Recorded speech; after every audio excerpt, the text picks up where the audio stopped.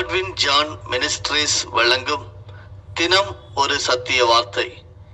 இந்த ஆடியோ நிகழ்ச்சிக்கு உங்களை அன்புடன் வரவேற்கிறோம்.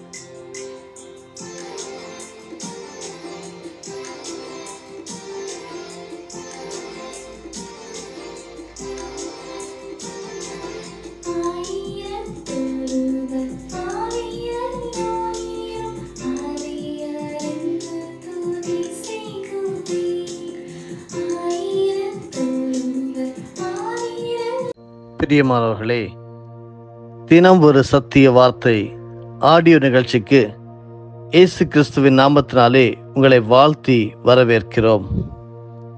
இந்த நாளுக்குரிய சத்திய வார்த்தையின் தலைப்பு, கேள்விக்கு பதிலுரைக்கும் ஆண்டவர்.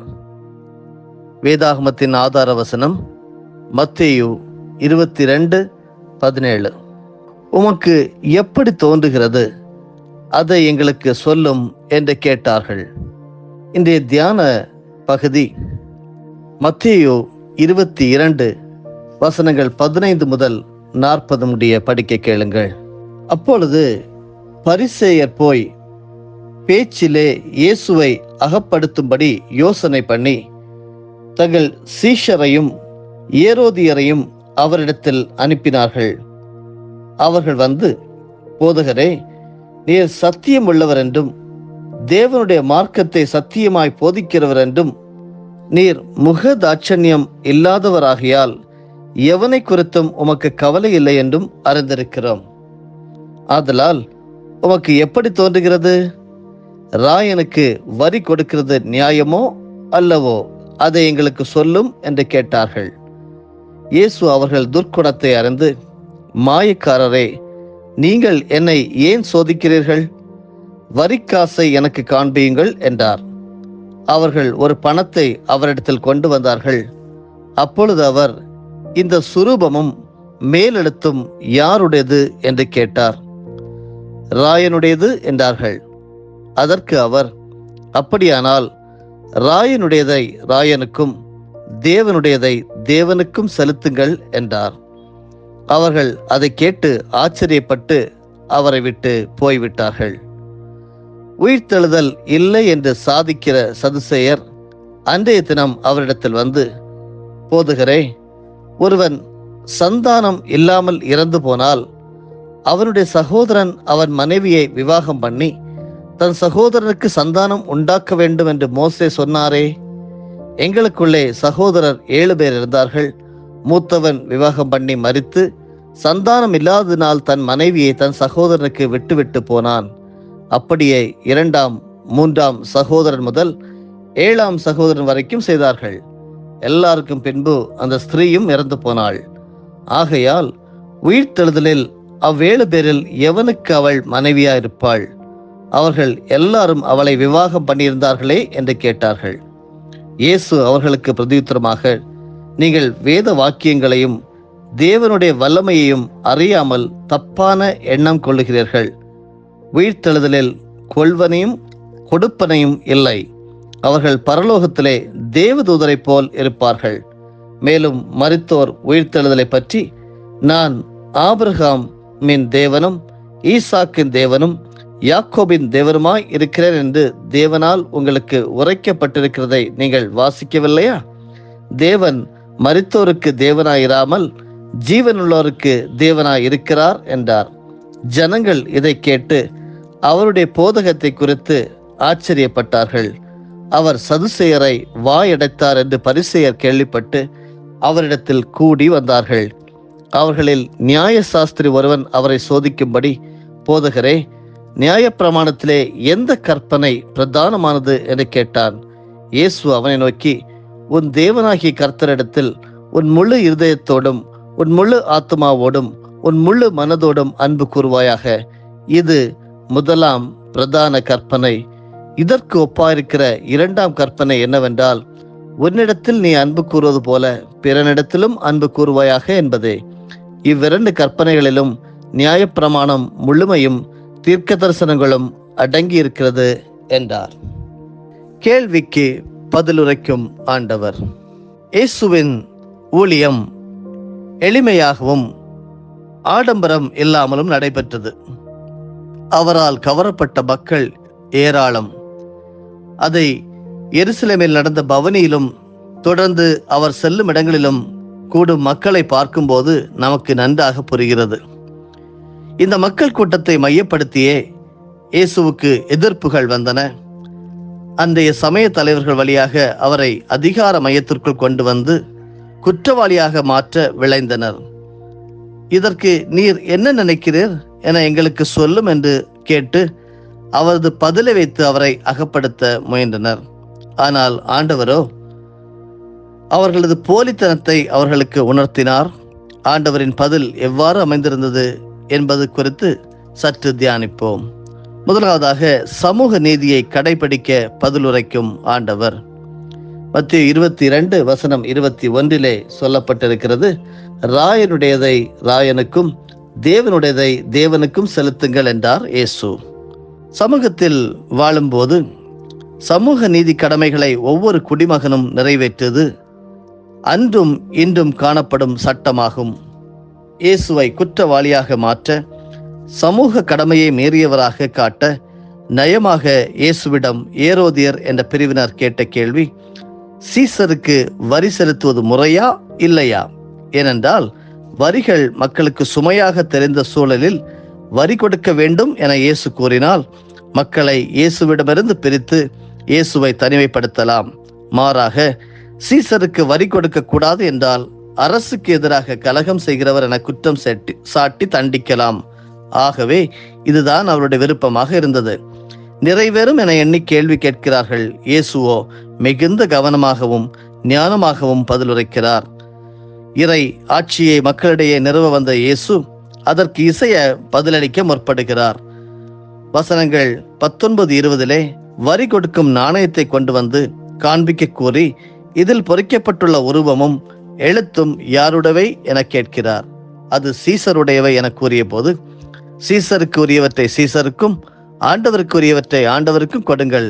ஏற்கனவே மத்திய 27 வரி செலுத்துவது சம்பந்தமாக சீடர் பேதுருவிடம் எனக்காகவும் உனக்காகவும் வரியாக வெள்ளிப்பணத்தை கொடு என்று கூறி வரி செலுத்துவதில் சமூக நீதியை கடைபிடித்தவர் இங்கும் மக்களிடம் வரி செலுத்துவதில் சமூக நீதியை தவறவிடக் கூடாது என வலியுறுத்துகிறார். இன்று அரசை ஏமாற்றி வரி ஏய்ப்பு செய்பவர்களுக்கு, அதனால் குற்றவாளிகளாக நிற்போருக்கு இயேசு கிறிஸ்துவின் இந்த செயல் தேவனுடைய ராஜ்யத்தின் பாதையில் புதிய பாடம் ஆகிறது. இயேசு சீசருக்கு உரியதை அவருக்கு கொடுங்கள் என்று கூறி முடிக்கவில்லை. தொடர்ந்து ஆண்டவருக்குரியவற்றை ஆண்டவருக்கு கொடுங்கள் என்கிறார். நாணயத்தில் இருப்பது சீசரின் உருவம், அதை சீசருக்கு கொடுங்கள். ஆனால் நாணயத்தை காட்டும் நீங்கள் கடவுளின் சாயலை அணிந்தவர்கள், ஆகவே உங்களை கடவுளுக்கு கொடுங்கள் என்கிறார். நீர் என்ன நினைக்கிறது என்று கேட்டோருக்கு, நீங்கள் கடவுளின் மக்களாய் உங்களை அவருக்கு கொடுக்க வேண்டும் என்று பதில் உரைக்கிறார். அடுத்ததாக சமய நம்பிக்கையில் தெளிவடைய பதிலுரைக்கும் ஆண்டவர். ஆண்டவர் சொல்லுகிறார், நீர் என்ன செய்கிறீர் என்று பொதுவான கேள்வியின்படி சமய அமைப்பில் அங்கம் வகிக்கும் சதுசேயர் தங்கள் நம்பிக்கையின்படி இந்த கேள்வியை எழுப்புகின்றனர். அருமையானவர்களே, மூன்றாவதாக பார்க்கும்போது சட்டங்களின் முதன்மையை வலியுறுத்தி பதிலுரைக்கும் ஆண்டவராக நம் ஆண்டவர் வலம் வந்தார். யூத முறையில் 613 சட்ட விதிகள் உள்ளன. இந்த கேள்வி எழுப்பும் திருச்சட்ட அறிஞர் இதை அறியாதிருக்க வாய்ப்பில்லை. மேலும் இந்த சட்டங்களை பற்றி விவாதிப்பதும் உண்டு. இந்த நிலையில்தான் தேவனுடைய ராஜ்யத்தை பற்றி போதிக்கும் இயேசுவிடம் அந்த கேள்வி எழுப்புகிறார்.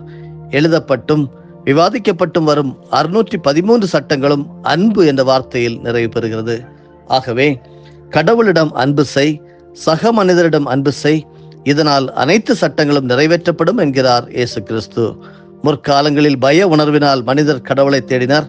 பயம் மாறும்போது கடவுளை தேடுவதில் தொய்வு ஏற்படும். ஆனால் இங்கு கடவுளை தேட மனிதர் அன்பை மையப்படுத்த வேண்டும். அதனால் நிரந்தர உறவை தொடர முடியும் என்கிறார். அதோடு சக மனிதரிடம் அன்பு பாராட்ட வேண்டும். காரணம், அங்குதான் கடவுளை நாம் சந்திக்க முடியும். 1 யோவான் 4:12 சொல்லியிருக்கிற பிரகாரம், தேவனை எவரும் என்றும் கண்டதில்லை. நாம் ஒருவர் மற்றவரிடம் அன்பு கொண்டுள்ளோமே என்றால் தேவன் நம்மோடு இணைந்திருப்பார். அவரது அன்பு நம்மில் நிறைவு பெறும். ஆகவே சட்டங்களின் முதன்மை பற்றி நீர் என்ன நினைக்கிறீர் என்று கேட்டவருக்கு அன்புதான் சட்டத்தின் முதன்மை என பதிலுரைக்கிறார் ஆண்டவராகிய இயேசு கிறிஸ்து. அருமையானவர்களே, ஆண்டவருடைய எண்ணமும் விருப்பமும் நம்மை தேவனுக்கு கொடுப்பதும் உயிர்த்தெழுதலின் வாழ்வுக்காக செயல்படுவதும் அன்பினால் சட்டங்களை நிறைவேற்றுவதுமாகும். இவைகளை உங்களுடைய வாழ்விலும் என்னுடைய வாழ்விலும் நாம் கடைபிடிக்க முன் வருவோமா? சமர்ப்பிப்போம். ஜெபம். பரிசுத்தமுள்ள நல்ல ஆண்டவரே, உம்மை வார்த்தையினால் குற்றப்படுத்தும்படி யோசனை பண்ணி வந்த நபர்களிடம் எவ்வளவு ஞானமாக வேத வாக்கியங்களின்படி உலகத்துக்கு ஏற்ற சட்டங்களின் படியும் அழகாக பதில் உரைத்தீர் என்று நாங்கள் பார்க்கிறோம். உமக்கு நன்றி செலுத்துகிறோம். நாங்களும் வார்த்தையிலே தெளிவுள்ளவர்களாக இருக்க வேண்டும் என்பதை நீர் கற்றுத்தந்தீர். ஸ்தோத்திரம் அப்பா. ஆண்டவரே, உம்மை பற்றி நியாயப்பிரமாணத்திலே எந்த கற்பனை மிகவும் பிரதானமானது என்று கேட்ட கேள்விக்கு உன் முழு இருதயத்தோடும், உன் முழு ஆத்மாவோடும், உன் முழு மனதோடும் தேவனிடத்தில், தேவனாகிய கர்த்தரிடத்தில் அன்பு கூறுவாயாக என்று சொன்னீரே, அதை நாங்கள் ஏற்றுக்கொள்கிறோம். உமக்கு முக்கியத்துவம் கொடுத்து ஆண்டவரே, எல்லாவற்றுக்கும் மேலாக அன்போடு நாங்கள் ஒவ்வொருவருக்கொரு பழகத்தக்கதாக எங்களை அர்ப்பணித்து செபிக்கிறோம். தேவனுக்கு முக்கியத்துவம், உலகத்தில் இருக்கிற சகோதர சகோதர அன்பு, இது எங்களை உயர்ந்தவனாக மாற்றும் என்று சொல்லி நாங்கள் நம்பிக்கை கொள்கிறோம். உண்மையில் நாங்கள் எல்லா நம்பிக்கையும் விசுவாசத்தையும் வைக்கிறோம். தொடர்ந்து வெற்றியின் நாளாக, ஆசீர்வாதத்தின் நாளாக, மகிழ்ச்சியின் நாளாக மட்டுமே கட்டளை கொடுக்கிறோம். இயேசுவின் மூலமே பிதாவே, ஆமேன். என் ஆத்துமாவே கர்த்தரை ஸ்தோத்தரி, என் முழு உள்ளமே அவருடைய பரிசுத்த நாமத்தை ஸ்தோத்தரி. என் ஆத்துமாவே கர்த்தரை ஸ்தோத்தரி, கர்த்தர் செய்த சகல உபகாரங்களையும் மறவாதே. ஆமேன்.